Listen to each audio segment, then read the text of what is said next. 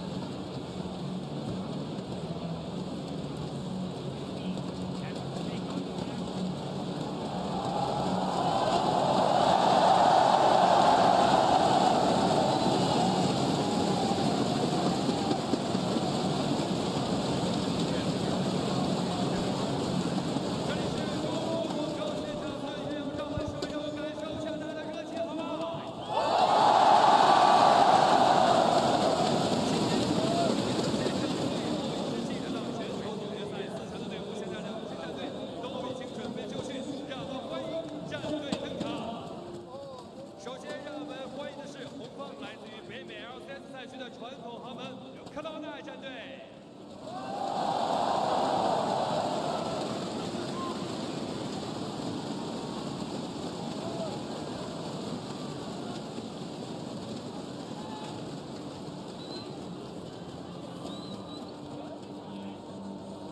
上路 ，Impact。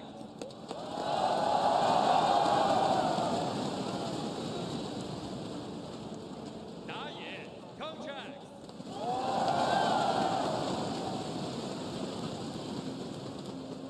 中路 ，Jason。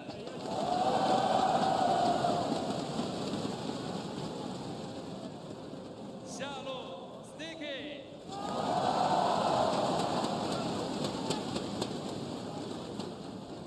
辅助 Smoothie，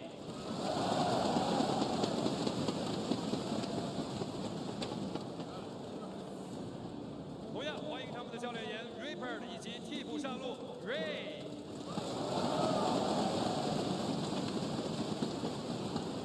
让我们再一次欢迎 C9 战队。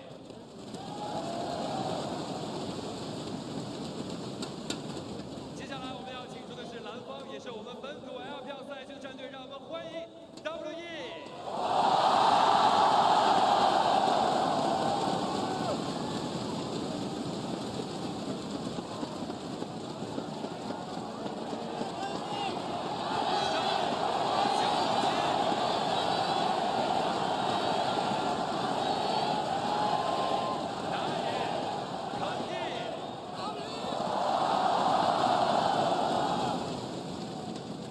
中路西叶，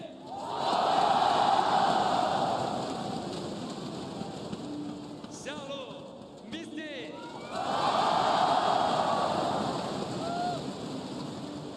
辅助 Ben，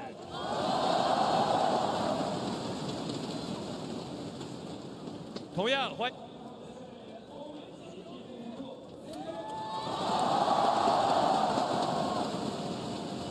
拿出你们的热情，让我们再一次欢迎 WE。英雄日主传奇，比赛现在开始。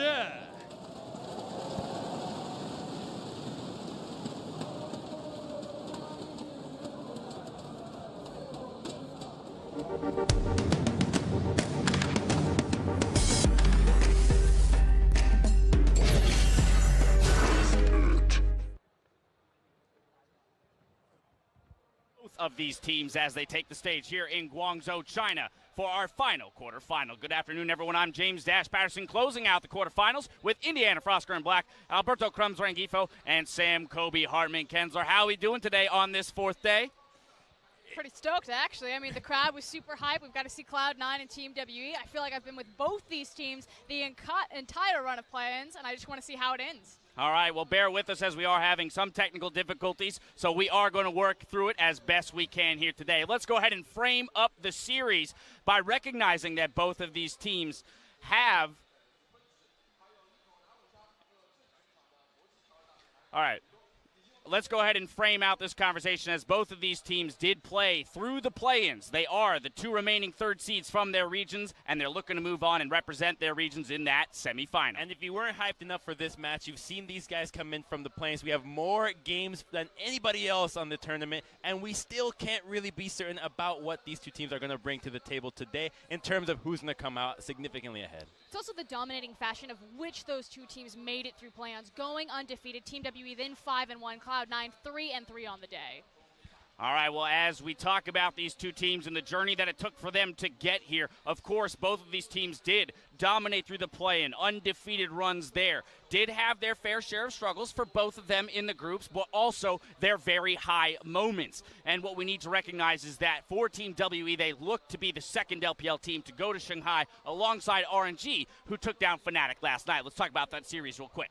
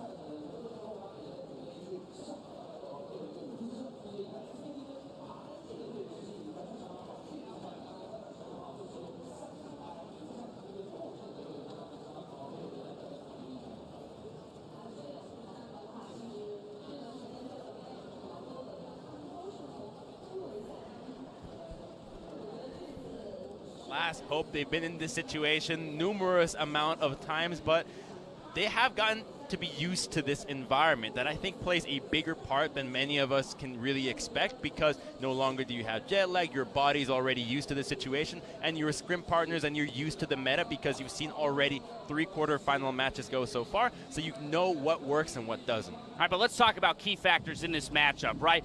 Specific lanes and players that might be able to tilt it one way or the other. I think we have to talk about that mid lane in CA versus Jensen. Yeah, the big thing about here is that Jensen is still the golden child of Cloud9, and if there's a way that they can exploit player for player, it isn't the weakest link in CA. CA has what I call a very limited effective champion pool. If he's not on Syndra, if he's not on LeBlanc, chances are he's going to get blasted, and who's better to do that than Jensen himself?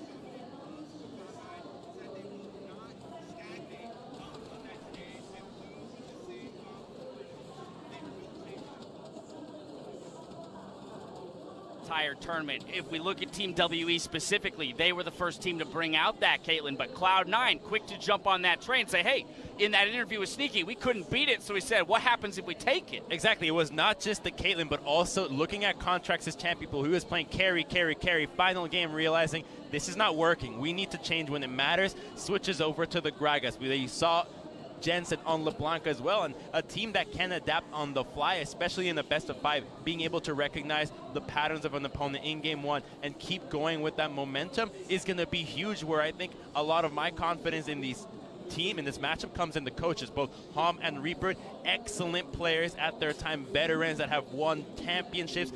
Draft and just strategy is so deep in this tournament. I was just about to bring this up. These coaches have a long history with each other. They know each other very well. Reaper has coached in the LPL. He knows Team WE. We've already seen a beautifully sculpted Shin composition when Cloud9 faced EDG and smashed them the first time around. So I actually think game 1 is incredibly important if Cloud9 have a prepared strategy, if they feel that they have a good read on how the LPL teams like to play.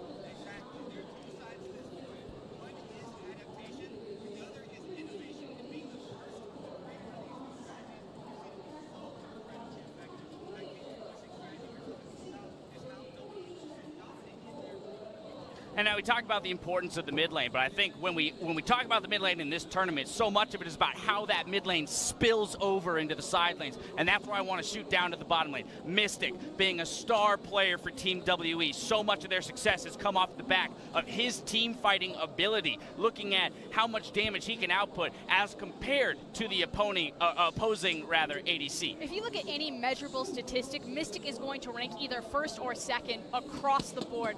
It's hard not to make an argument for him as one of the best AD carries, if not the best performing ADC statistically in the tournament, and everything that Team WE, all of their win conditions, if it's about Jensen on Cloud9, it's about Mystic on WE. They will put so many resources and so much time into protecting him, and on the other side, Sneaky and Smoothie have more of that defensive play style. And while I agree that Mystic is superb, one of the best AD carries, if not the best AD carry here, with a lead especially, the team does a little bit more than just funnel resources into him. They're so good at shutting down the other AD carry as well, so that discrepancy goes even further than just his skill disparity between the other AD carry, and as a result he looks like a god, and the other AD carry looks like somebody that should have been playing another role. And I think a lot of people would point to that EDG game that Cloud9 played. If you're going to worry about the bot lane, it's got to be about the visitation of all 5 members from the opposing lane, and can Sneaky and Smoothie play a solid enough defensive game to navigate that situation?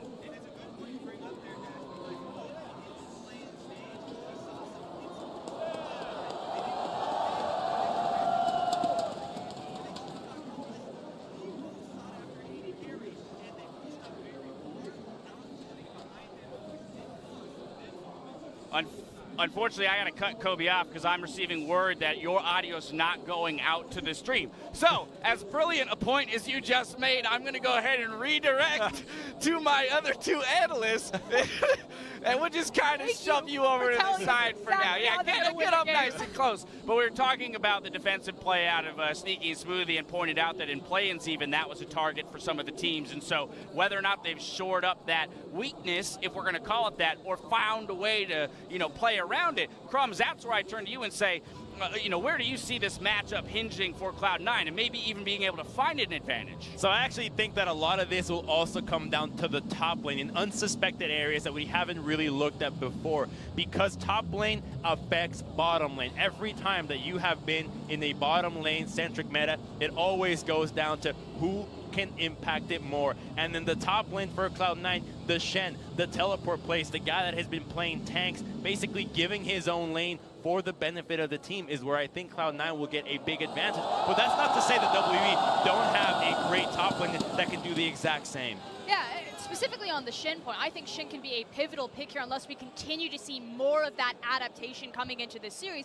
simply because it's been such a great answer to protecting the bottom lane, but then also punishing these over-aggressive, over-eager plays that a lot of the LPL teams tend to make. Now that said, 957 and Impact have both shown an incredible Shin, but Cloud9 do have the added benefit that they also have the Nautilus in terms of their champion pool that they can look for more of those tanky engagers. Now we talk about Kobe brought up the fact that he doesn't expect Cloud9 to step stagnate in this series. And again, I want to return to this idea that with the Misfit series, it was all about adapting to not only Champion Select, but the play within the game, and that'll probably be the primary focus here for Cloud9 and Team WE. Based on Game 1, quickly identify what went wrong, what went right, what do we need to change about our draft, what do we need to change about our style to get an edge this time around. I would love to see a team say, hey, bottom lane is your problem, let's just make the game about the top lane, as you mentioned, Crumbs. They can do that as well. We've seen it work with SKT, Huni playing the Jace. You can play that style, but I don't think it's quite Cloud9 style. I do think, however, that they'll use that advantage in the top side to spill over to the bottom. And you talk about adaptation with everything that we've seen in the tournament so far. The one thing that I will be so disappointed if one of these teams don't realize is the value of Tristana right now. This champion is busted. You cannot give it away. You got to take it. And that's the thing, is Team WE actually don't place a high value on Tristana. Yes, they'll grab it if it's open, but they much more would like the Xayah. And the LPL Xayah is considered the automatic win lane. You always get the push there. And the thing is WE, yes, they kind of brought up the siege composition, breaking down towers early, but traditionally they want to isolate and elongate the lane phase because they want to funnel in more gold.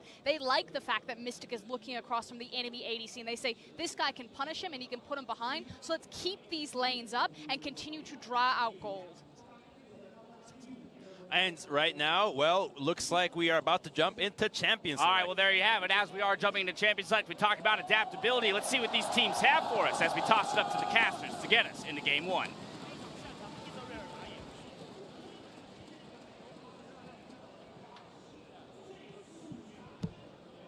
Final game between WE and Cloud9. We've seen 3 quarterfinals so far. This will be the final one to determine that semi-finalist. Yeah, and throughout the quarterfinals, we've seen so much adaptation between group stages and now. What are the bans going to be in this series? Because these teams are even unique to all the other teams we've seen before. Already an Ezreal ban. Adaptation's a big point, but I think also these two teams have been pioneers. It was Cloud9 in week 1, really focusing on the range junglers, really playing around Contractor's high damage invading style. And then WE last week, they were the first to bring out the Caitlyn. They were the first to keep pushing it. So lane priority and push priority, I think, will be paramount between these two teams. And I think it's so interesting that Janna and Lulu are not banned, but also that Xayah is banned, because I think something that's been lost with all the priority on Tristana first pick is that you've had Tristana and Xayah both available. So if Cloud9 is going for the Janna, expect them to pick the Lulu as well as a priority pick right here with it. Now, talking about the supports, in particular between these two players, Smoothie, since group stage started, has only played Janna and Lulu, 6 games between the two. There's been 1 Taric game for Ben, but otherwise, he's very much on the Janna-Lulu train, so they're actually staying to their previous tendencies and happy to just go with what we imagine will be Janna versus Lulu, but the Soraka's a possibility. We're seeing new ideas with the Lulu available, though. Exactly, and they're deprioritizing the Lulu pick for now because you're never going to pick Janna and Lulu together. And just to speak about the Janna priority, both these teams have been on that train since the play-in stage nearly a month ago. They were really the first when people were still wondering whether or not you had to go with the Janna Lulu bottom lane. They were already doing that, so very comfortable with that strategy. It is surreal, but is it a Caitlyn takeaway here? Caitlyn has been interesting this week. WE were the team that loved to run the Janna Kate. They showed us that first. Cloud9 cribbed the strategy from them and ran with it as well. So it's getting really interesting here, as right now we're just waiting to see, will we have another one of those one-day metas? Will this just be the greatest hits of both these teams in week 2? And I think it is so risky for Cloud9 to pick Caitlyn this early on, because I was expecting it to be matched by a Varus or an Ashe. But what is so bold about what Team WE has now done is they're picking the Kog'Maw right with it. So this is actually the lane that Caitlyn will look to actually be able to bully. And it's just generally so interesting because, again, Mystic is the player for WE. They're looking to just do whatever they can to play around him now, taking a very safe, disengaged jungler. And somehow we've rewinded with WE because we came into Rift Rivals and saw the Kog'Maw first picks coming out from the LPL. Other regions a lot slower to pick up those picks. WE's quintessential comp, the Galio, Jarvan, and Kog'Maw that we actually saw run yesterday by RNG is sort of coming back here, and it could just be frontline with disengage and a Mystic-focused comp, because if we know one thing about Mystic Mystic is really the lifeline of Team WE. They play around him, whether it's a Caitlyn or a Kog'Maw, and he'll be a big focus however the draft ends up. And I really want to see how much early game focus gets applied by C9 in these last 2 picks, as well as the bans for Team WE, because one of the things that's so pivotal about the Caitlyn composition is being able to actually bring it home. When C9 did play this in their clinching game against AHQ, they played it with the LeBlanc in the mid lane. Yet to pick a mid laner, will we see it banned by TWE? Gnar and LeBlanc were C9's 2 solo lanes when they played the Caitlyn last. Certainly been strong here. I like the Jace as well from Cloud9, just taking away probably one of the best solo laners we've seen outside of NA. Obviously a champion that at Worlds I haven't performed too well with, but we'll see what Cloud9 have here for their next one. Is again, we expect bot and jungle focus in the first, but lots of adaptation in the later stages. And they're both priority laners. Jace in the top lane, there are not many matchups that you can really run happily into it. Maokai's the best of the tank matchups, and Lucian blind pick has priority on a lot of lanes. So to me, it's trying to just give coverage for both 957 and Xia, allow them to opt into what they usually like to go for, the happy wave clear, the tank also, and continue to build around Mystic's Kog'Maw. Yeah, Orianna, I think that's actually triggered by the Lucian ban. Lucian is often a pick into Orianna, and Orianna was one of Jensen's best picks during the regular season in the NALCS summer split. So while I don't necessarily think he was definitely going to go for it, I understand the ban by Team WE. Well, see what Cloud9 take it out of this phase at least. Again, trying to set up now. They have one counter pick, but will not get this one, so have to show their hand and Impact. Going to keep it safe. It's a big pick for him. Shen's been banned against him frequently. It's only one game in the group stage, but a very memorable one where he specifically won the Cho'Gath versus Shen matchup. Especially early, he was getting a big CS lead. He was taking aggressive trades. Cho'Gath is taken by many teams at that spot. But when you go for the Shen, you free up specifically contracts to play a very aggressive invading style, and if he likes the Cho'Gath matchup, he's probably going to get it. And this is an interesting thing because I think both teams, in a sense, are getting what they want. Team WE got the most powerful support by picking blue side. They've also picked tremendous scaling with the Kog'Maw, the Corki, and Cho'Gath and their 3 lanes as carries. But C9 is just planning to try and run over Team WE in the early game. So very early on here, we're going to see the result of this game. Really, who's going to have the lead by 15 minutes? Because if C9's jumped out to a huge lead, they would be in control. But if they haven't, Team WE might take this one home. And that's certainly been the thing that's really... Oh my god! Aurelion Sol for Jensen. I was thinking about the Cassiopeia. I was thinking, okay, laning into Corki, what can you take? Jensen's bringing back an old favorite first, Aurelion Sol. Certainly since the group stage started. I love these new picks we're getting dribbled out week after week, and the Aurelion Sol roaming a Shen. You can put it together and guess the Cloud9 focusing on that early to mid. Maybe we can check this, but I am 99% sure Jensen has never played this champion in competitive. That's what first comes to mind. He was not one of the people to ever play this. I see about 15 mid laners on the pool for him in 2017, but I agree with your Pastry. This is completely out of left field for Jensen. Who he sends his regards, brings himself to the tournament with his famous Aurelion Sol, this time from Jensen. Roaming style from Jensen. He's been playing forward. He's been more a facilitator. The camp for Jensen's strategy really hasn't been that much on display, especially since the group stage started. And I feel like, specifically with Contract's mindset, we're getting aggressive for C9. Yeah, full confirmation. This is the first Aurelion Sol game for Jensen. He already did prep some new picks for the World Championship. In the play-in stage, he played Gallium. It's something that people didn't think he'd be able to do. In the past, he has been criticized for not playing some of those supportive mid laners. Now, he's playing everything. This is the roaming champion. Certainly is. It's amazing to see such a big change here for Jensen, but again, you come to Worlds, the metagame shifts, your power maybe not where you want it to be through your mid laner. Well, you have to change things, and Cloud9, as much as they have played their style so often through the tournament, now up against one of their most fearsome opponents here, they have to change things, and this is a huge change in the first game. And what I will say about this team composition from C9 is when we started to see Caitlyn make a resurgence into the pro game, which was actually back at MSI in 2016 with COG, it was so often paired with Aurelion Sol because the setup of the siege is emboldened by having the Star Surge from Aurelion Sol going around and setting up the Caitlyn. And I feel like for the side of WE, there should be no ambiguity of where the Aurelion Sol will play around, because it's still, remember the bot lane matchup, it is Kate Lulu versus a Cogmore Janna lane. So they are going to be looking for the fast push. Aurelion Sol can leave lane as early as level 2. I think we've even seen level 1 roams, but realistically, the level 2. So getting one of those 5 to 10 minute turrets is going to be the priority. And C9 are looking to spring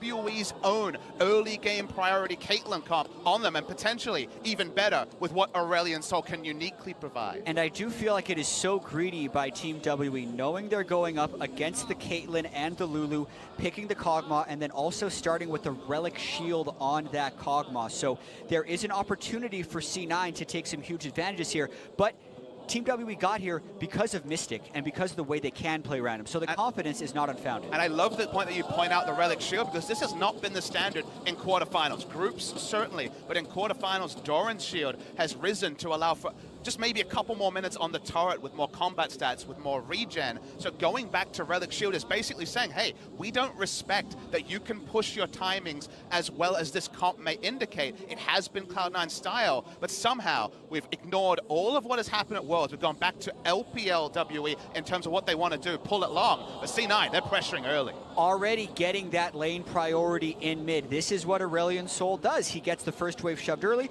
Oftentimes he would actually go and start taking enemy Raptors, but that was years ago before many junglers started there. Jensen opts not to, but what we do know is he's pushed Xie in, and that gives Contracts a window to go and try and take this blue buff. Good word here, though. He's going to spot Contracts at least, so WE will have the necessary information as they move through the rest of this game, and you can already see Condi actually spiking up towards the blue buff. So we're going to actually vertically split the map to start things off, and again, with WE being so bottom lane focused, they should be fine with this. Yeah, I actually think that this is a favorable vertical jungle for Team WE, because if you look at the way C9 is actually going to snowball this game, it is through the bottom lane, so it's important that Condi can get a little bit of vision. Certainly, I would actually agree with you completely there, Chad. I feel like C9, if anything, would have loved to split the map with them owning the bot side, so specifically Aurelion Sol can make his visits more likely to be unseen. Now we know there could be wards anywhere on the bot side of the jungle. It's extra coverage for Mystic and Ben, and there's no advantage really to allow Shen to overextend, barring some decent damage trades if you can use aggressively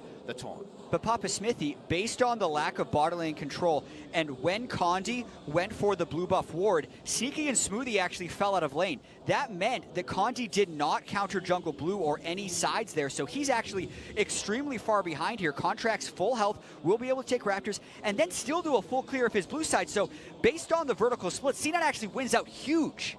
They went up, all ends up. It looked like it would be even, but like you say, Jad, that last bit of execution wasn't there for WE. They felt the need to pull back. They're going on an information invade. Notice that Condi still is only at 2 buffs, still only level 2. Also have these trades in top as well. Impact, again, knowing that this matchup is likely, seems to feel comfortable and has been winning in those early trades. Jensen also got his first back in, has some early laning power here with the Dark Seal, now joining that Corrupting Potion. So certainly Jensen, either in his lane or somewhere else, can get aggressive, and Xie will be forced to Valk away. And also 957 just used his teleport to get back to lane phase. So the fact that Contracts has such a large experience lead on Condi just going to hit level 3 off of that Krug camp, where Contracts is level 4 and can hit level 5 if he clears that quadrant of the jungle, makes a bottom lane dive a likelihood that is difficult for Team WE to counter. Yeah, now we reset what we were talking about in terms of vertical jungle, and now we just say they're on the right side. Though Condi is looking top side. Trying something here onto Impact, but Impact can't see him just yet. 957 though, actually playing pretty far back. Big wave built, and here comes Condi. Taunt's good, Impact gonna just skate on out of there. Impact played that so extremely well. It's like he sensed that Gragas was behind him, cheating down, going back and forth, and then taunting immediately before the body slam could hit. I think Condi misplayed that, but it was very well played by Impact. And on the bot side of the map, at the same time, Contracts is junglering bot side. They have no information on where Contracts is, so the minimap tells the real story. We can't see the turret HP on the screen just yet, but you know exactly what game plan they're trying. It's only slowly building, but every time Aurelion Sol goes missing, further action goes bot side. This time, though, the Aurelion Sol's actually top side. Coverage for Impact, TP in for WE also, but actually Impact might be okay. Jensen, he's gonna make it, maybe in time. 957 goes down. First blood to Impact, and Xie forced to flash, does get the counter kill as Jensen now already burned the heal. Might have to flash back towards the turret, is trying to buy a bit more time, and WE, they'll pull away. Condi almost goes down as well. Actually, Jensen still fighting Xie, but that Bad times there, the voice of light. They line Oh! up, and Jensen snipes him down. Just hit level 6, popped it out, got the mana for it as well. Things go better than expected, and I think WE was surprised that, sure, they knew Aurelion Sol would leave lane, but going topside, that wasn't the original plan of this draft. The wave pressure for C9 is just overflowing right now. 12 CS lead in the bottom lane. First blood to their top laner. First level 6 onto Jensen. This ends up going horribly wrong, and even while they're threatening this dive, Jensen is 2/3 of the way there. Then a missed and dodged body slam by Impact to extend this play. Yeah, didn't get the flash onto the Cho'Gath. He dies anyway. Xie looking for the kill, eventually gets it, but because he has the mana up, he's popping the corrupting charge. He's able to get so much more return damage and wait for the 6, because the 6 here was big. Yeah, he needs the mana from the level up as well. Knows he's going to get it on the turret. Stays close. Xie right in the death path of that Aurelion Sol, and that's such a good start for the first time we've ever seen Jensen play the champion. And look, 3 stacks on the docks here. Catalyst already finished. Jensen having everything go his way. And again, the Caitlyn that we talked about to set up this game. We expected both Mystic and Sneaky to play it. Look at the amount of damage that left unattended C9 have been able to do with their duo lane. And that's why originally when we saw vertical jungling be set up by WE bot side, we're like, wait, suddenly now it's overextensions for C9 to make the play. There is some defensive wards. They do see on the bot side, Jensen going for that second roam of the game, but the action, it's all bot side now. Yeah, and they don't even need to dive this turret because Contracts is level 6 against Condi. Even with that first blood assist that Condi was able to help with, he is 800 gold down on Contracts right now. So at least in the first 7 minutes, Cloud9's early game snowball is online, but they must keep this pressure And up. Cloud9 really decide where this game is played. The moment that Aurelion Sol and a level 6 Jarvan enter an area of the map, WE have to be the most defensive, the longest route possible. They're just on information. It's a human ward here from Condi. Condi's in a smart position, but this can also be a 5-man dive for C9. So Condi will surprise him here, but what does C9 bring? They got Shen as well. Now they know, but here comes Jensen. Stun already lands in. Staging out, going to be committed. Condi flashes up, but Impact follow flashes for the kill. They want everybody. C9 looking for a Jensen, going to tank a few turret. It's an Impact. He's going to go in next. Tornado down. Mystic flashes out of the stun, but Ben not so lucky. Smoothie able to take him down, and they get first turret gold. And Jensen get him too. chasing down Mystic. Barrier pop, but that's not enough. 4,000 gold 8 minutes into the game by C9. When you draft up these early game compositions, this is exactly what you're hoping for. Early game versus scaling is always a seesaw. How much scaling can we take to not get punished by an early game team? When you're looking at the mid lane champion pool from Jensen, if you look historically, you don't give him credit for the Aurelion Sol, but he warps his playstyle. He plays for the team, and it's a bot lane focus for a team where Smoothie is not often named as the primary carry. And this cuts both ways. C9 has done so much to do right here, but Team WE is doing this wrong. They have no TP in top lane, no TP in mid lane. They cannot control the Shen ultimate. They do not have vision of Aurelion Sol. WE has to run. They cannot defend this 5-man dive. It is a fool's errand. Maybe this play works with at least one TP up, but Cho'Gath is 20 seconds away. Corki's nowhere near. They had the double TP in case of this sort of situation, but the proactivity of C9 keeps foxing what the side of WE is trying to defend. And to add insult to injury, Mystic burned his barrier when there was no realistic way of him escaping the Aurelion Sol. It was a heal up, flash up on that guy, and he was never going to outrun the stars. And of course, the thing that kind of ties it all together is after all of that play, after the first turret, after those kills, after that dive, C9 also got the Drake, which was an Infernal. So now the swap comes from C9. They're going to apply so much pressure with 3 and soon to be 4 if Jensen wants to make it. And this tower will quickly fall. 957 already chunked at 30% And that's health. a lot of poke. He's got flash up, but Contrast could follow with a lot of stuff. Condi's there for the defense. Condi looking at cover. Good rupture actually by 957. Clears the wave out. What we need to remember in a game like this is that if no junglers are involved, if it was a 4v4 game, C9 take every objective. The tools aren't there for WE yet to hold things. So it's all about Condi anticipating the play, being there first, and even delaying turrets going down, because he can show himself, but he can't actually have kill pressure. So it's delaying the clock, but delaying the clock is really what they opted into the moment they cemented Kog'Maw Janna as their bot lane. And you can see this specifically from Cloud9. It is staggering how different their games are with leads versus without. Yeah, pastry time. Sometimes these graphs are hard to read, but look at this. When it gets past 10 minutes, you know what's happening. We've got spoilers on the screen, Jet. Exactly, but I will also say that in those games, most of the time, C9 was also with relatively even scaling to the opponent. This is a game where Team WE does have the Kog'Maw Janna in the super late game, but we are far from that point. C9 absolutely in a position to win with this goal lead 10 minutes. And I like that you say super late game, because late game, you don't just hand it over. Super late game, when we're talking 5-6 items on both the AD carries, the Corki and the Kog'Maw, I agree. But this team can fight at 30 minutes with a decent gold advantage. It's only after that where things really gain parity. And this is also a game of tempo. Can they continue to make plays around their cooldowns? And how long did they sit on those cooldowns? Impact had Shen ultimate up the last time they dove Mystic and Ben. It's back up again. He's waited the 180 seconds. There's also a control ward behind C9 in that top lane. But the question is, can W even think about making an aggressive play? I say no, because they are too far behind at this point. They're up against a BF Sword Caitlyn, an 11, like what was that, a 9-minute Ardent Sensor by Smoothie, and the Shen ultimate is back up. I mean, they just don't have the information. It'd be a shot in the dark, but they drafted themselves a sort of comp that can't put a spotlight anywhere. The vertical jungling ended.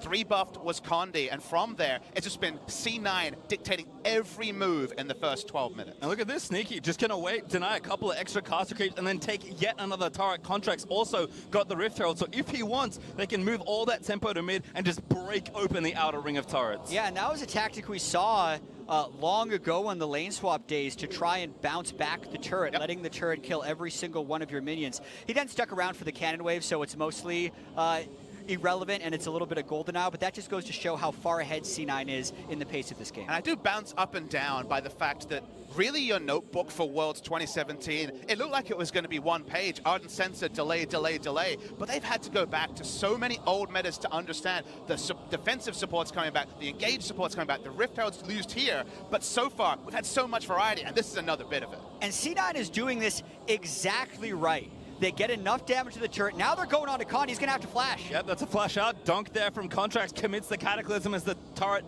does fall in C9's favor. Shelly will keep going for a little while longer, but she and his fresh Trinity Force going to keep that one down. And the minimap tells a story that no previous WE game since group stages has told.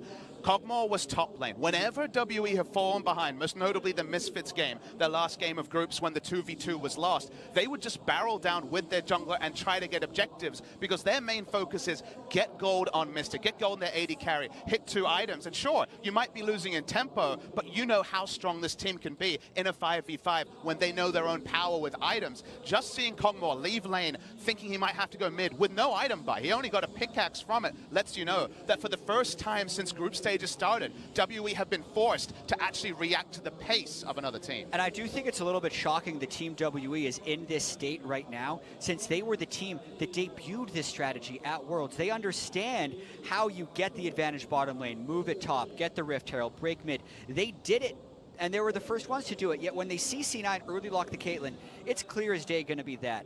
And they thought that they were going to be good enough in the lane and in the early game to prevent this type of snowball from happening, and they're down 5,000 gold. The rest of the game still has to be played out, but I'm very surprised by this early result. And just based on the bot lane, the price they've paid is now apparent. That 9-minute Sensor for Smoothie has been joined by Berserker Reaves and a 13-minute Infinity Edge from Sneaky. So this is going to get messy.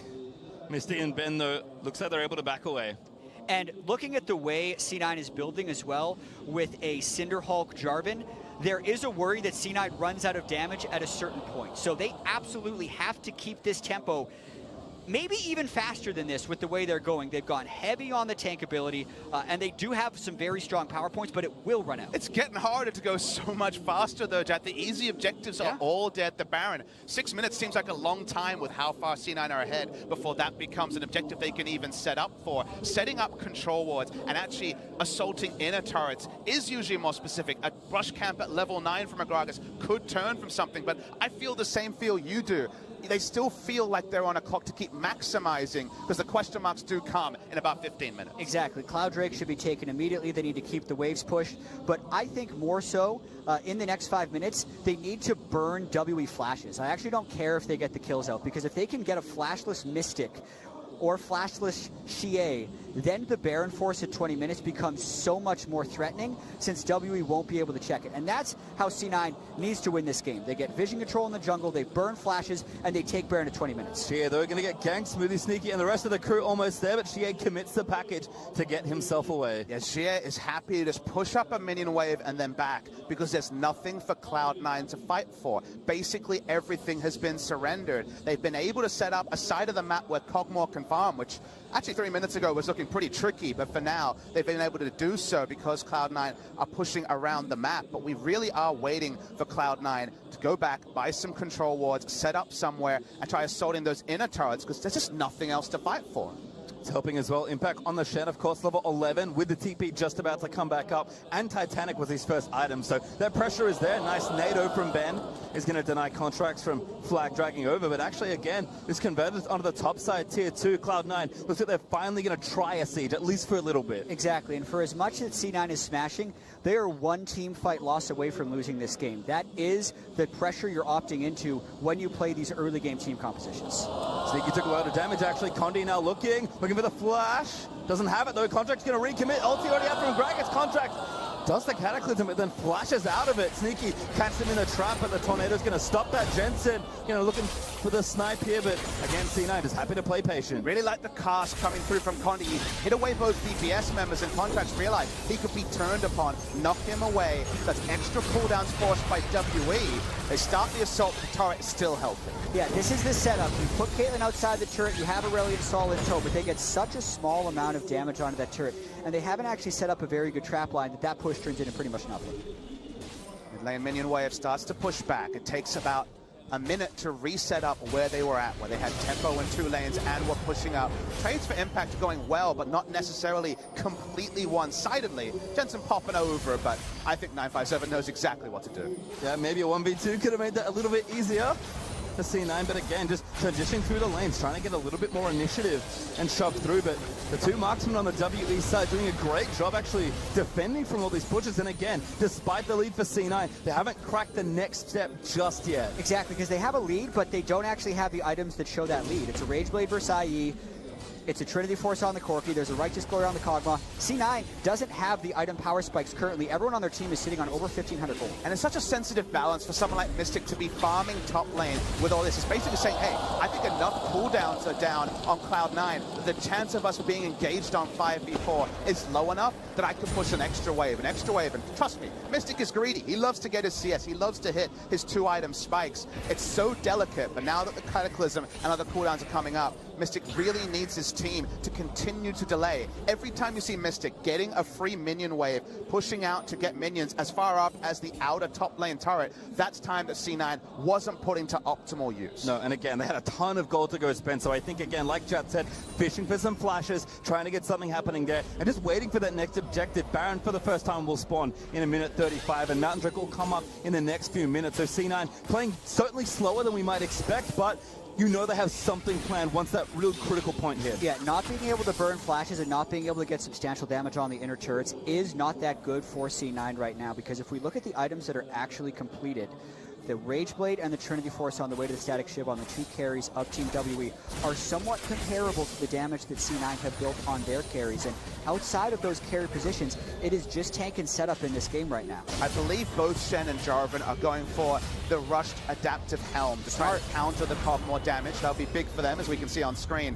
957 taking a very one-sided trade. Does feel like you say, a bit of a seesaw between when will that item be complete, when can they fight again? Because for now, without that item completion, you could see in your head, you could prophesize a fight that WE actually wins, even though they're still over 5,000 gold behind. And it's all about Baron. Ardent Sensor really helps you take Baron. The Caitlyn can set up. They can get this split push by Shen. But if C9 doesn't play this early pre-25-minute Baron, there's a good chance the Team W comes back in this game. So C9, great position to be in right now. Just have to control Baron.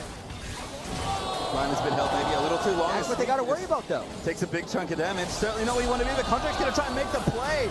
Mystic forced to burn a summon of it. There's the Cataclysm flash used. That's what they needed. They get the flash and the heal out of the Kog'Maw-Janna duel with Baron up in 12 seconds. Got to be a big minion wave here to siege down, but as you say, Jack, getting those summoners, those are the priority ones. Only Janna would even be comparable to what they got from getting Mystic summoners down. Opens up space. They know that WE has never been in the vicinity of Baron. Basically, this entire game, they haven't been allowed to push out that far, but the decisiveness to make the call now is going to be a fun thing to track. Because C9, this is their time. To Team WE's credit, they have 2 Farsight totems, and now they're going for Smoothie! A flank flash started, but Sneaky getting a Sandra United Smoothie. Together, trying to survive the feast. Makes that easier. Shea able to get that kill. Impact still moving around, but Jensen finding the flank does good damage to Condi. Mystic, though, allowed to free here. They're going to take to the control, but a great job. It's going to move them back in. Mystic able to take down Jensen. That's 2 kills they didn't want to give away. And it was 1 team fight away from breaking. They get Smoothie, they take down Jensen, and they're actually pushing a power play right now. It was insane how good that ward was. It placed much earlier. A flank TP aggressive move made it 20 minutes, and the prize is going to be big. Mid turret is always good, but WE could keep pushing. Drake up in 10 seconds. Baron still on the table as they take down the turret. Yeah, this is a huge moment for Team WE. Mountain Drake even up in 3 seconds. It's only a 4,000 goal game. It was a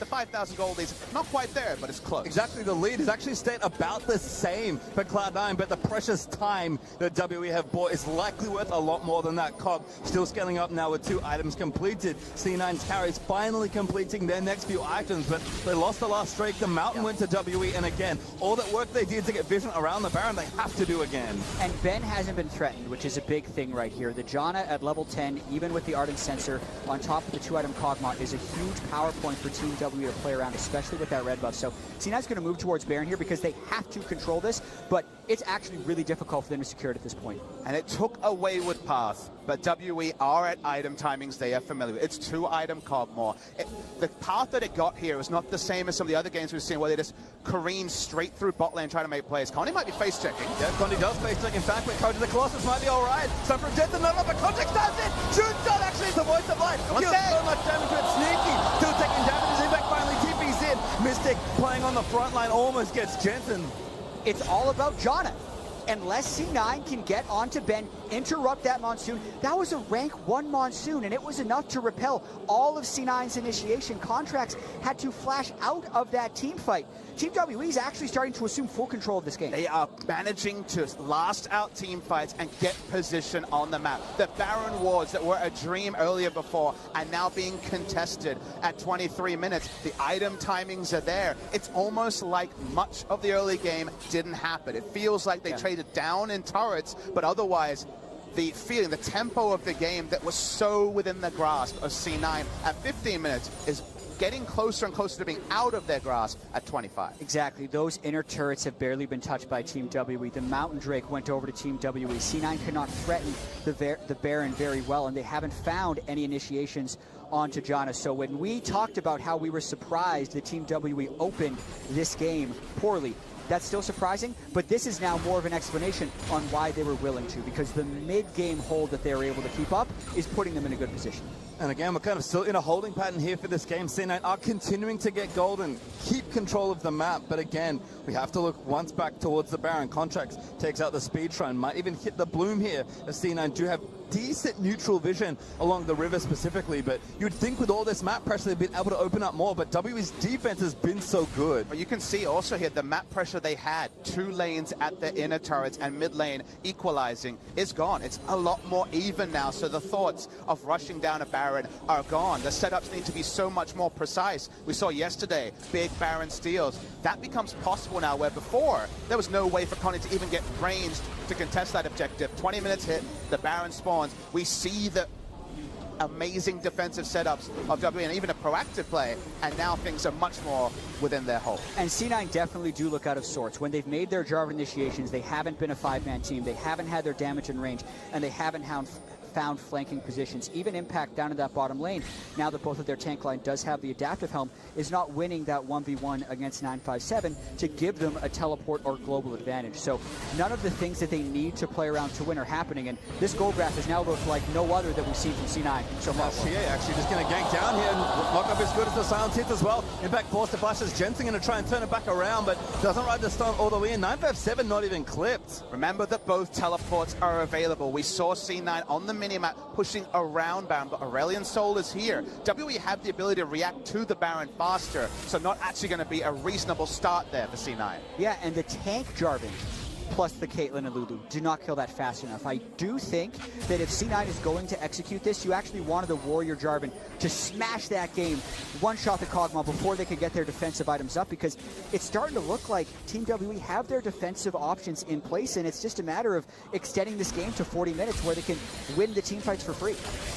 Well, certainly things looking good for WE, but Cloud9 continuing to fight. Sneaky going to go back, and we also have another Infernal Drake to fight for in 45 seconds. Again, C9 getting stronger, but it just feels like WE scaled that touch better. And again, without that additional pressure being able to be applied, yes, the gold lead's still in favor of C9, but you equalize those turrets and that gold lead almost cuts in half. And I'm sure the viewers at home can appreciate how delicate a game like this was, because Cloud9 did so much right in the early game. They were given the sort of draft you wouldn't have expected, given that WE's lane priority strats with Caitlyn, they were the first to show that halfway through week 2. They pushed to a point, but it almost felt like they entered the exam, answered all the questions, and looked at the clock and said, wow, like we're a bit early here. Like, it feels like we got all this extra time. What's going on? One false move, one great play by 957 with the flank teleport. They realize there's an extra page on that particular exam, and now things are getting a lot more tricky. The essay section, so to speak. Yeah. Nailing the multiple choice. Multiple choice, How do you play Pretty the good multiple choice. They nailed it. They got the first 3 turrets down, but look at this now. With Infernal Drake up, Team WE is getting full control over the Baron area, and they're going to force C9 into face check scenarios. And unfortunately for C9, this has kind of been one of their things. They've improved so much over the last 18 months. Never mind, though, actually, initiation started. Contract is going to get silenced. Staging out, not quite enough. Gets knocked into the bounce house. 957 takes an impact. Made it in, but Ben barely alive to monsoon his way to safety. Jensen burned the ulti for a lot of burst. But WE again live with 5. Ben not dying there means our sensors up, means that the team is still healed. Impact's trying, though. Mystic got tons of damage, still not enough through all the heals and the barrier, forcing the fight. He burns down the Xie. Finds the snipe. WE do it again. Aurelion Sol was silenced, so it actually contracted all 5. Oh no, Jensen trying to make the play. The Xie gets a double kill. Takes him down, and Cena walk in and all die. These fights are so close, but WE have drafted such a WE comp. These Kog'Maw comps are their bread and butter, and the bread and butter right now is stronger than the American Pie. And listen to those roars from the crowd. They were waiting for that team fight this whole game. And so much does go wrong for C9. They were very close to winning this fight. The body slam misses, but the focus on contracts right here as the channel comes in takes the aggression away from C9. They're not willing to go all in right here with that Voice of Light. The fact that they didn't kill Ben means he can heal up so much with that monster. Ben dies here. I think they bulldoze the fight. They go for the re-engage, which they didn't need to opt into. Watch Jensen in the next fight. Impact comes in. The stars are expanded, but the silence drops the damage from the Aurelion Sol. 400-500 damage. Might have got one member. It doesn't happen. And on the back of all this, WE pick up an Infernal. Sneaky as well could never find the right target. He nearly killed Xie over the top. He then chased Condi down at the bottom. And then when he did try and go for Mystic, the flash forward was straight into a Rupture.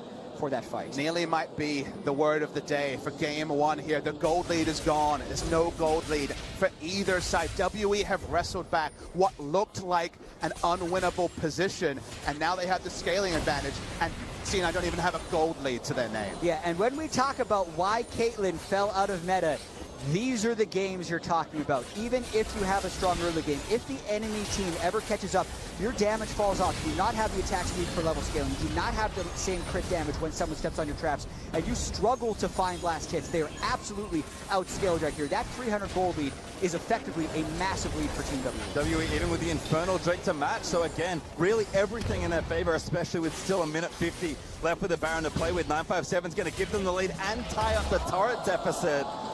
And with that, WE have been in a position they have found themselves in so many times in this iteration of the team's career. Fall behind, doesn't matter. Mystic's where he needs to be, and that's all they need. And it also bucks the trend of C9 at Worlds. Every game where they were ahead at 10 minutes, they would win. At 15 minutes, they would win. And all the goal graphs looked exactly the same, ending around 30 or 35 minutes. This game, completely different than that. They have not played totally yet. Ulti burnt there.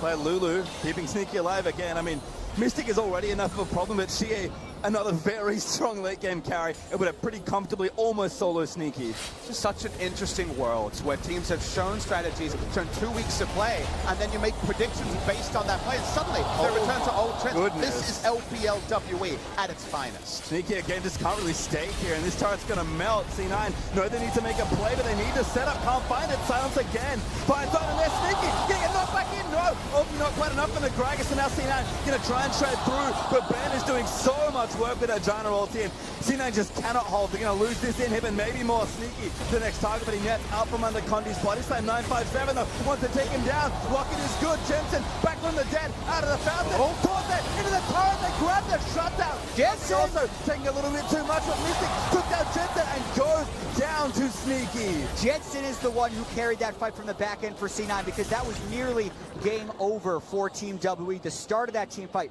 was so well. Ben empowering his front line by catching them in the monsoon heal to make them essentially invulnerable, but then they continued diving and went a little bit. It was a great play, but the ultimate irony of it, Jat, is it only buys them time. Their base is now largely destroyed. Front-to-back team fights with the Caitlyn are not going to work like they do for the Kog'Maw on the side of the WE. The chunks went into Sneaky, the turret went down, and the moment the first pick happened here, I wondered if the game was just going to end. Yeah, the ultimate not knocking Sneaky into the team did look like it stuffed the initiation for Team WE, but once again, Ben non-disrupted on Janna, a pick that Team WE and almost everyone has excelled on, but specifically they're empowering the two carries. This is where it does go a little bit wrong though, because watch all the work Jensen does, firstly catching Xie in that stun. Yeah, he brings in the Q, able to get the big stun. Very nice play there.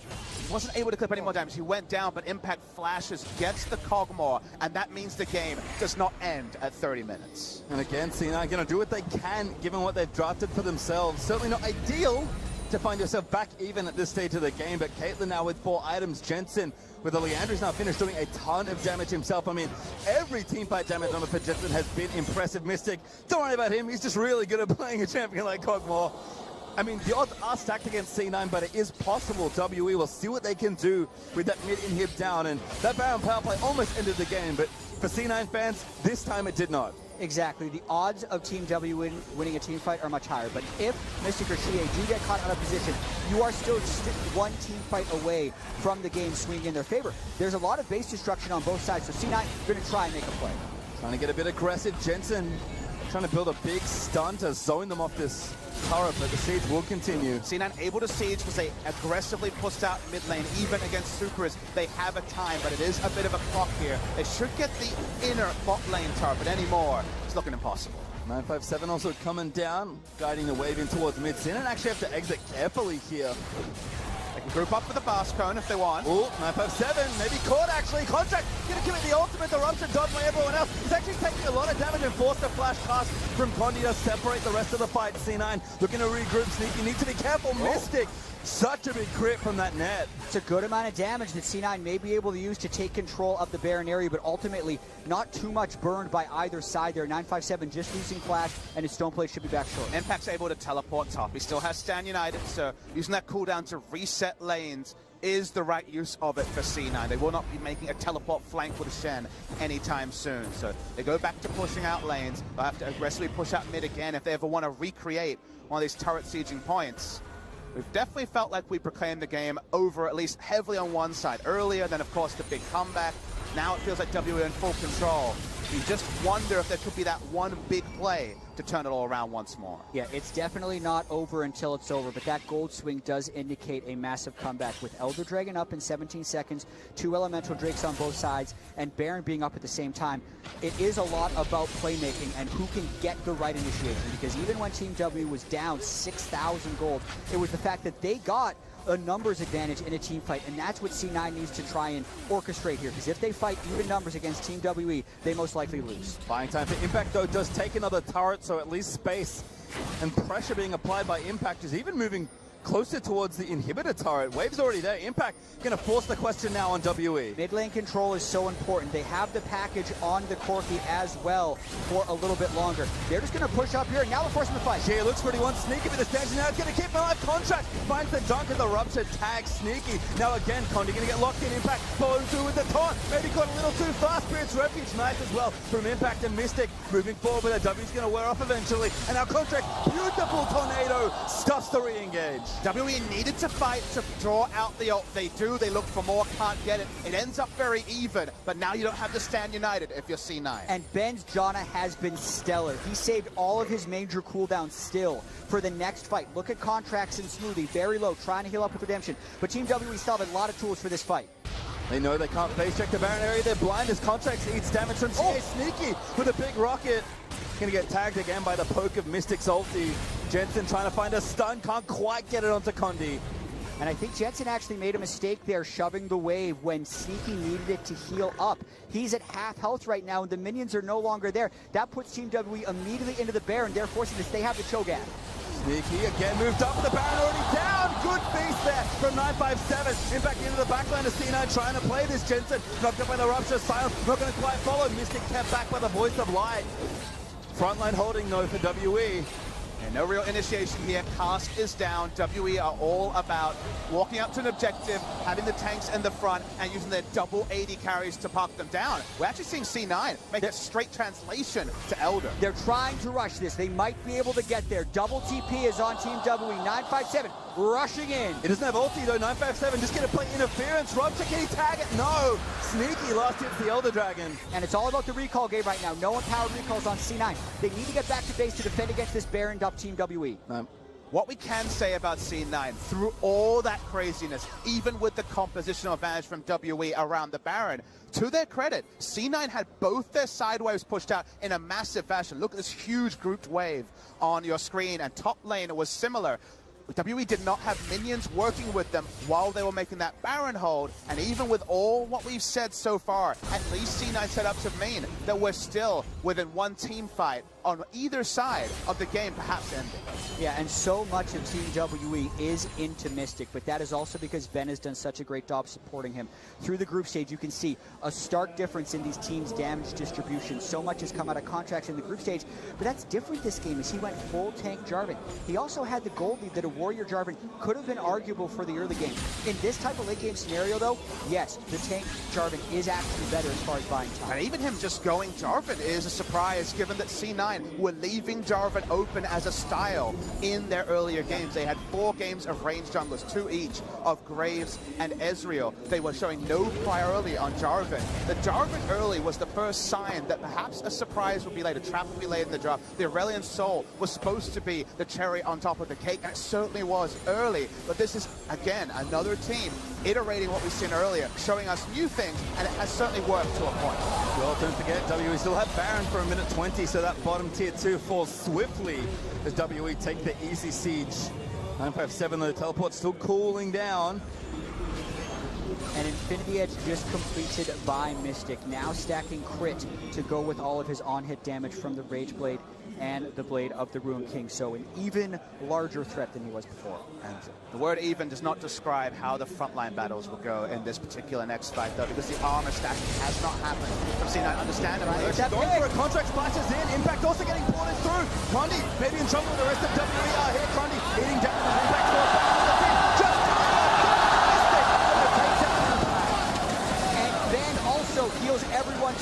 at the back end of that fight.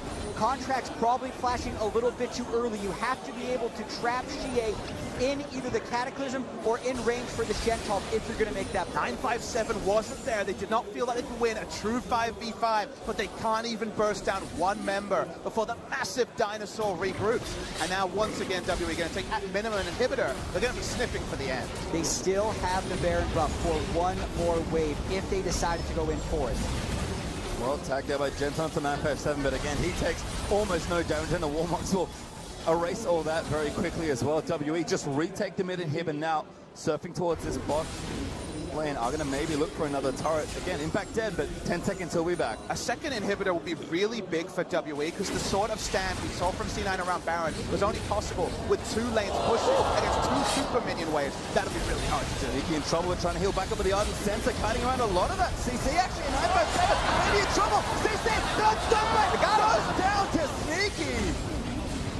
Actually used it and still died, just not enough there for 957. Only going to lead to a disengage. It was a lot of damage. They surprised it, but only leads to a disengage from WE. Doesn't lead to a proactive play. What is the correct proactive play? Pushing top lane. That's the only one that's really clear right now is the objectives. They're not on the rift.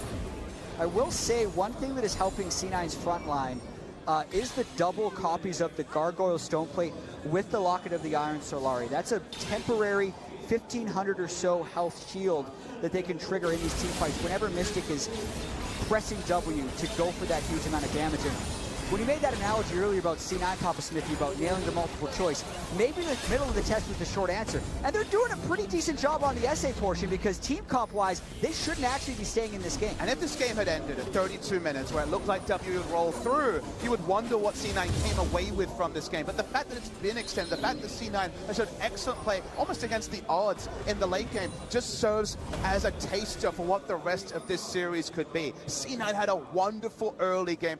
WE's defense, it seemed like it was unnecessarily risky with their draft, but it still was impressively done. You're going to see the replay here. 957 just opposite to too much damage and a trap as well. Yeah, and Condi was also at about half health, not willing to pull the trigger on a full engage, which allows C9 to step up. A little bit of the protection is coming through from Jensen, and they're trying to get all the possible damage they can out of this. They've actually built the Zeke's Convergence on Lulu, which, when I run the math on this item, is pretty good in the very late game, because it's a multiplier of about 25% more overall damage since it's deferred over 2 seconds for a max item. And I want to talk about the itemization a little bit from Mystic. We said before, IE complete. Remember that a lot of these builds were Wit's End, very on-hit focused, a Frozen Mallet. He went Infinity Edge, Blade of the Ruined King, the moment he saw the double adaptive helm. Sneaky taking a lot of damage from Xie again. Using that package, Locket forced out. That's Contracts that used Tears.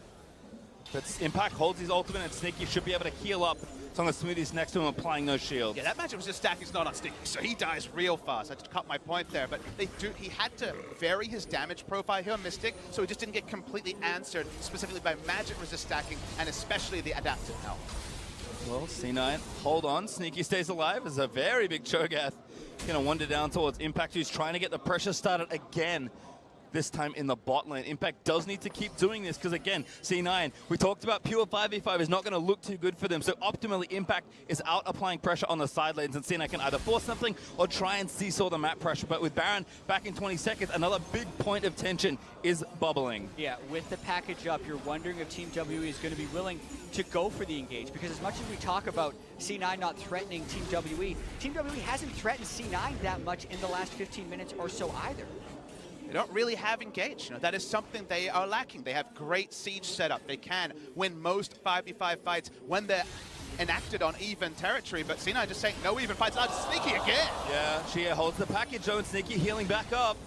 Have to kill 80 carries completely. That's kind of the rule this metagame. It's hard with a John and Lulu, let me tell you. And it's the Blade of the Ruined King that's also sustaining Sneaky so much. Building that against the Warmog's Cho'Gath is helping his damage profile quite a bit.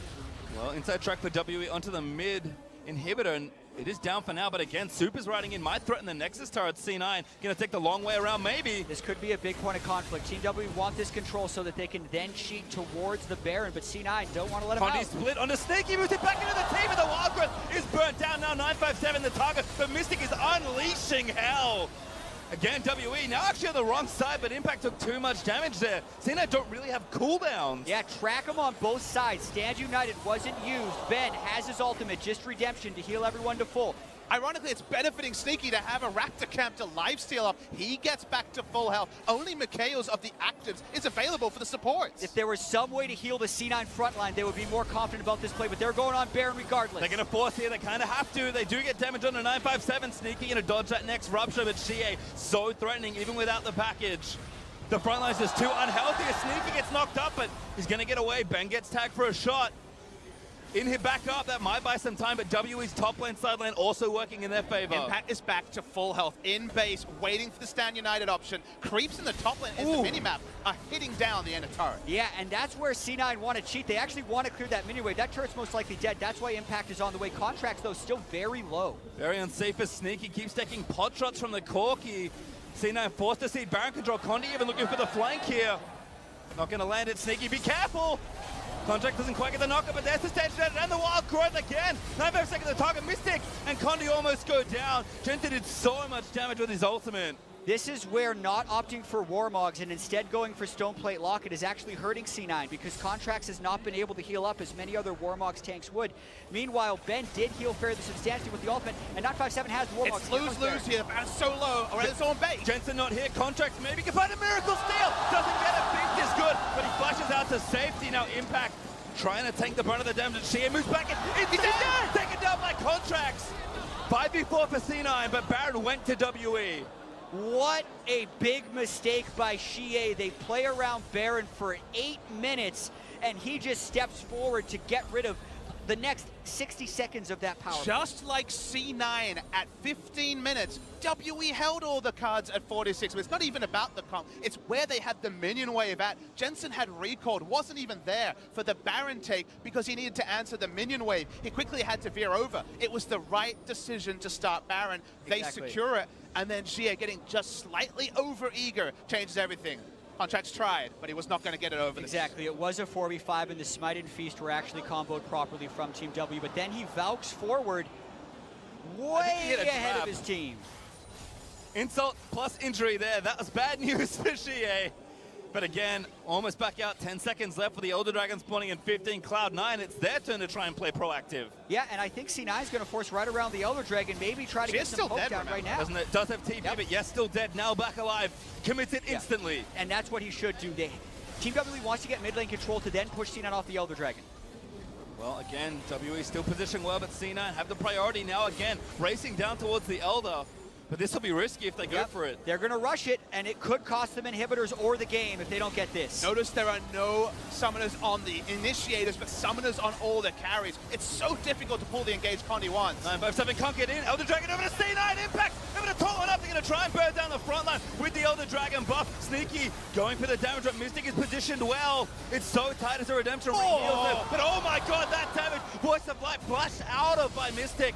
Contracts though still going. Looks to dunk Xie. Almost goes down, but he flashes out of the way. A lot of indecision by Team WE right there. They didn't know if they wanted to commit to inhibitors or fight at the Elder Dragon, and then they end up picking a fight against an Elder Dragon C9 team who burns multiple summoners on Team WE and now pushing in. Because the inhibitor had respawned, there wasn't even minions pushing in. The minion wave's here for Cloud9. They're the ones trying to get their first base turret of the game. Time to bust through there for C9 perhaps.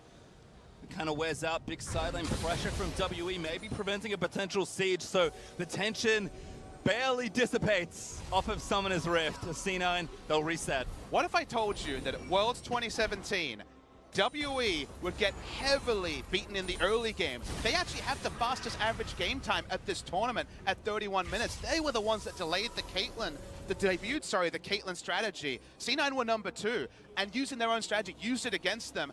WE got what they have so many times in the LPO. They made the defense even with a very greedy Kog'Maw Janna draft, but yet in the late game, where it feels like the deck was stacked for WE, C9 is outthinking them, and in some places, outfighting them. And Papa Smithy, we've had this conversation throughout the quarterfinals. I'd say that it's not realistic. Just like I would say Samsung 3-0ing Longzhu was unrealistic, or that Misfits taking SKT to the brink 2 days ago would have been unrealistic, but so many things have defied expectations here at the World Championship, including the seesaw of this game for the reasons you mentioned. The scriptwriter needs a raise, what I'm hearing from all of this.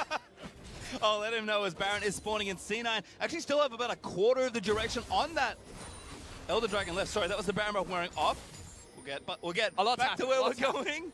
But C9 again could still maybe make a fight happen with this buff. The likely result is, again, we go for a full reset and wait for the objectives to spawn or for the next fight to happen. And what I do find really interesting about this damage profile for Mystic is he's gone for the crit build, but Kog'Maw doesn't have space in his build for Last Whispers. So yes, he was diversifying his damage profile, but as far as 6-item builds go, this one isn't that great. I think it's just a simple point, right? That if you diversify your profile, you don't do either thing as well as if you fully committed to it. He certainly can't sell the boots with Lulu movement speed, meaning 2 crits coming through from Sneaky kills him. So he is caught between 2 masters with the build. And Sneaky has done that, like you mentioned or alluded to there. 6 items fully, no boots needed for him. As Jensen, again, eats a lot of poke. He's not particularly tanky as the Banshee's Veil gets stripped away by the living artillery.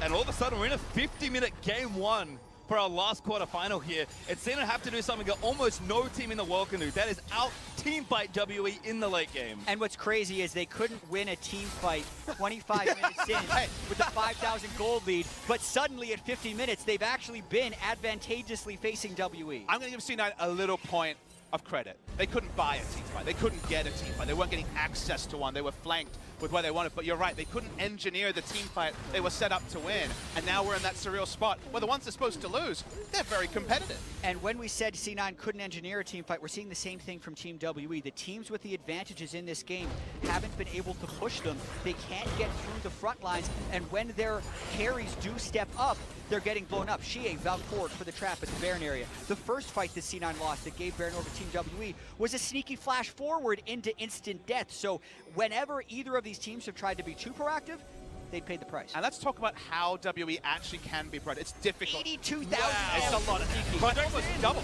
Missing has to actually go in the front. He's going to go down. Oh, we actually killed Sneaky before he died. 4v4, 957 late to the I don't know if they have the damage here, C9. Xie might have enough. Impact pops the stone play, but 957 is chasing. Here comes Condi, looking for the flank. Silence Rupture in onto Impact. Body slam on a contact with Impact flashes out. Knockback on a smoothie. Cask is not good. But Xie, he's still a marksman. Gonna try and shoot down C9. Jensen looking to buy time. Voice of Light pushes them back, but it's only 2.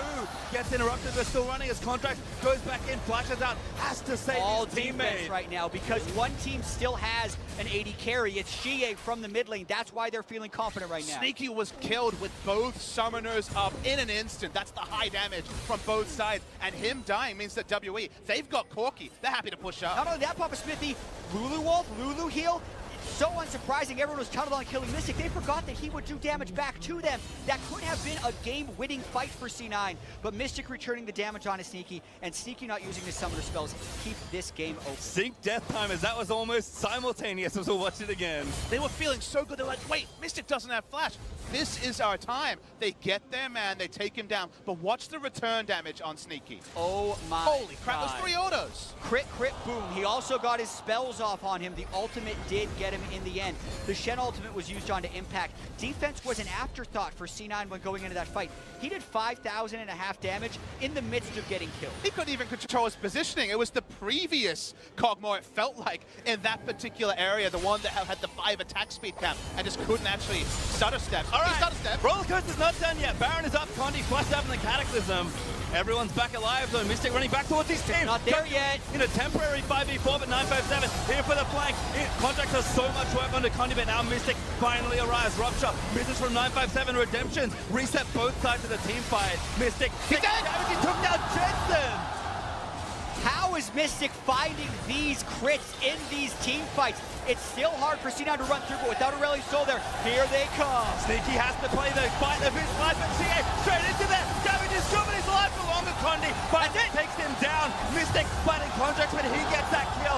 And WE make it 3, make it 4 as Impact goes down. Critical strike Kog'Maw, of all things in a tournament, dominated by the Rageblade Witsend on hit build. Got the crits it needed, took down the targets, and WA win. A slobber knocker of a game 1. Absolutely insane. Inhib goes down, and WE at just barely 54 minutes will best C9 in the only team fight they needed. This is gonna be fun. What a game 1 ending right there.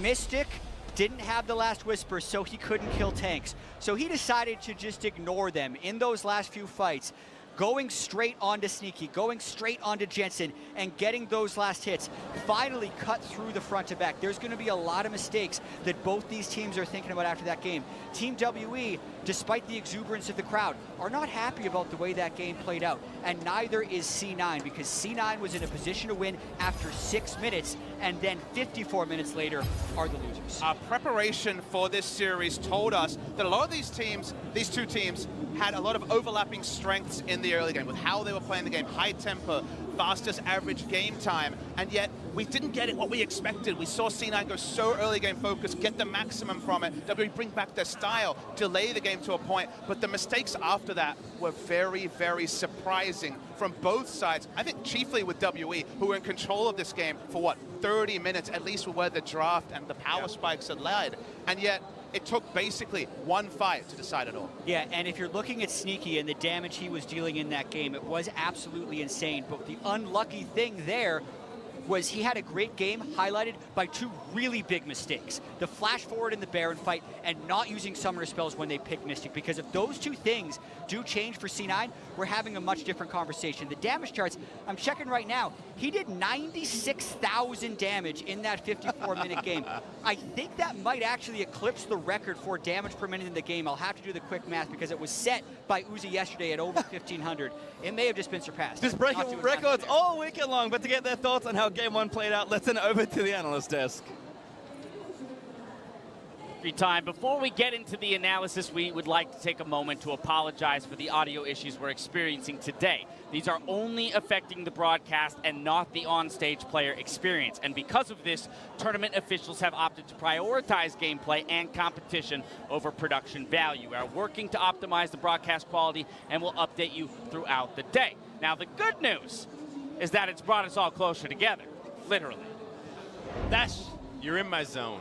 Hey, Frost, you're good, but Dash, back off. Okay, get out of your personal space. No, but really, a 54-minute Game 1 to open this series between Team WE and Cloud9. Oh my goodness, I can already feel it, the fatigue that these players might encounter throughout the day. And that's super important because I feel like every WE desk I'm on, I say the exact same thing. This is quintessential WE. We had the Janna, we had the Kog'Maw. They used to blind pick Kog'Maw all the time. They love to run games late. I'm glad that you said endurance because that's what it's all about. This team doesn't look flashy, which is why a lot of people don't peg them for how dominant they really are. But they are a grind. They will wear you down. They are so frustrating to play against. That being said, I think it was great for Cloud9 to attack the draft in the way that they did. They combined multiple components that we've seen over this tournament, first locking in the Caitlyn aspect, because that's something that they've already seen, and so they're kind of expecting this. However, when you also throw in the additional movement of Shen and the Aurelion Sol in combination to play off of the extra terrain you get to work around after the early turrets start snowballing, this is a huge, huge early game that they had a chance at pulling off, and then it did come down to the execution, but I really did like the angle they were going for. This is what they're going for. They get Shen ahead, and then you TP him bottom. Look at Aurelion. So no blast cone, no wards. He just goes straight down the bots. It's a 5v3 outnumber. Exactly, and even though you see Condi is setting up a counter gank, they expect the pressure on bottom side. It doesn't matter if you're counter ganking 4 people, and Cloud9 bring everybody, even the Shen coming down there, with Impact having such an incredible start to this game. On this top side, he definitely deserves credit for his Shen play, as well as Condi deserves some flame for his early jungle pathing. I mean, the thing is the early game could not have gone better for Cloud9. They had all 3 outer towers that fell down at 12:30. That is absurd. A 5k gold lead into an Infernal Drake. My issue is that I feel like everything else. No, the misexecution. Like the thing is they mis-executed on their composition, and they're gonna change it when they shouldn't. Like, just stick with this composition. Aurelion Sol is never played in the LPL. We already saw Team WE like really start to struggle with it, and I feel like Cloud9 are going to take a step back and try to change it up when they should actually just hit them with the same punch. Oh, they can try that punch, but that seemed like some broken fingers in there. I mean, the misexecution was the name for Cloud9 this entire game. on so many numbers, multiple members, not using the right summoner spells, missing abilities, choosing to engage when it was in the right place, and especially when it came down to the mid-game macro movements to secure those towers of tier 2. We're instead going to jump right into the game-winning moment for WE here. The TP from Cho, you got a hard choice to make. Do you go with the Cho that's got Righteous Glory and is going to silence the, or the Gragas on the right-hand side? And this was just a great decision from WE to get them back into the game. Yeah, this is effectively the turning point. If WE don't win here, Cloud9 can continue to siege and try to close out the game. But this is the thing. If you make a single mistake against this team, they will punish you for it. And it was just that flanking TP. Plus, even setting up that play, yes, that was a really good flank teleport from WE, but Cloud9 had a good 7 minutes where they're pushing in these minion waves, but they're not going to get chip damage on the turrets. Yes, they're split 1-3-1. All they're getting is mining jungle resources and kind of feeding over extra minion waves to WE. They could still play with the strengths of Aurelion Sol and Shen. You have Shen push up the minion wave, Aurelion Sol push up the minion wave, then move up to the Caitlyn wave where you have traps set up for the turret to actually crack the secondary turrets. That's where they kind of stalled out the game and gave that opening to WE. A big part of that is vision denial. It wasn't that apparent for Cloud9 here because you need that to let WE play in the dark. If they have to play in the dark, they're constantly guessing, where is Cloud9 going to go? You set up that vision between two towers, and you go back and forth, chip, chip, chip, here and there. You set up the trap line. That never happened. The trap placement this game was awful, especially when it came down to the turrets. It's also the fact that you have the Shin, you have the Aurelion Sol. If you can deny that vision, Cho'Gath is always going to be locked into that side lane, and he's the guy that needs to check into those dark spots to create safety or opportunities for WE to make a play like that.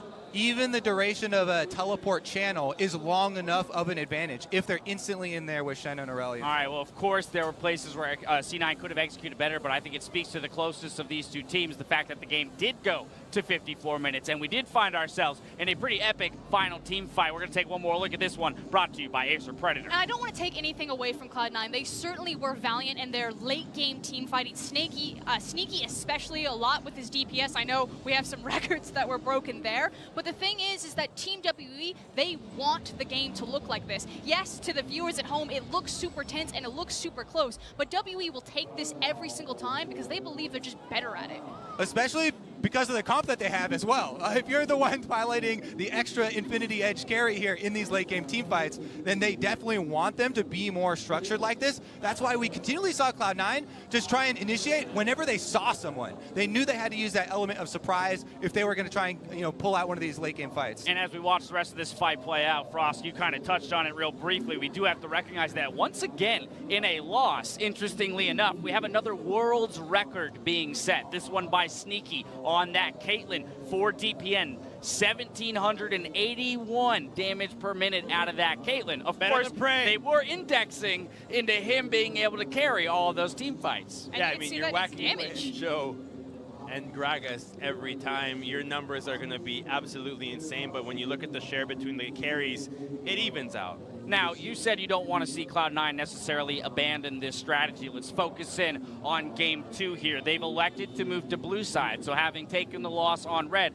they are going to swap over to blue. What are our thoughts here? Is it even possible to run back the same composition now that they're on the other side of the draft? I would love them to do that because knowing Team WE, they're a very arrogant team. Like, you see this all the time with their farming. They'll overreach, like, I get 2 more waves. Like, I'll overextend. That's totally fine. We can take this to late game. Give them our towers. It's great. And the thing is WE will now look at this composition and say, like, give Cloud9 the early game. We can beat them. Cloud9, it just came down to you. It had nothing to do with WE. Play the exact same composition. Siege them up and shut them down this time. And for WE on the other side, I think they're fine with this. Even though the early deficit was pretty damn big, you got Corki, you got the picks that you wanted. All you have to do is just look for the opportunities that Cloud9 would look to shake up and improve on, and then you can just say, hey, if we're fine winning every game at 50 minutes, a win's a win. I definitely do not want Cloud9 to run a weakened version of a comp like that. That is one of the biggest pitfalls, that if they wanted to keep up with the similar strategy, but still wanted to like limp through with a couple of bans that were targeted at it, I think that would be the mistake. So if they see that coming, then they should definitely pivot. Alrighty, well, Team WE struck the first blow, but that was just Game 1. Cloud9 get their chance to bite back after the break. Stick with us.